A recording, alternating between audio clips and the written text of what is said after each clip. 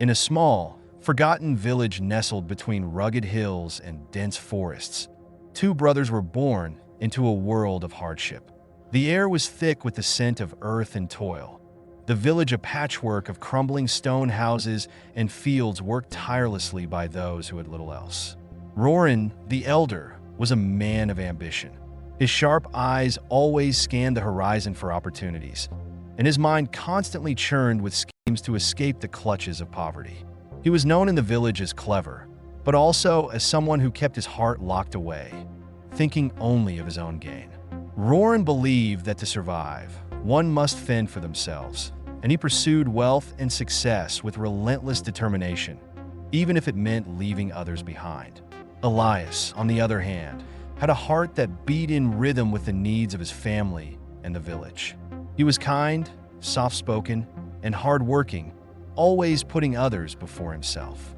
While Roran chased after dreams of prosperity, Elias worked the land, ensuring there was enough food on the table for their aging parents and the village's children.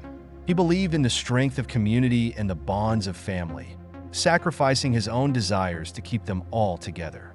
The brothers' paths began to diverge as Roran set out for the city, leaving behind the crumbling village, the weary faces, and Elias's pleading eyes. He sought fortune in the bustling streets, where the rich and powerful played games of wealth and influence. Meanwhile, Elias stayed, his hands calloused and worn, but his spirit unbroken. He took on the role of provider, father, and friend to those who needed him most. Years passed, and Roran found success in the city.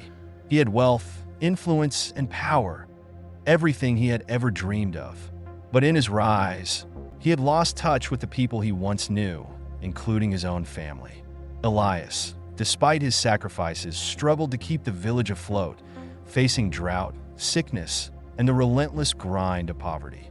Now, after years apart, Roran returns to the village, drawn back by whispers of something precious he left behind, or perhaps by a growing emptiness in his heart that wealth cannot fill. Elias, still holding the village together by sheer will, looks upon his brother with eyes that have seen too much suffering, but still hold a flicker of hope. As the brothers stand before each other, the weight of their choices hangs in the air. The village, their family, and their very souls teeter on the brink of change.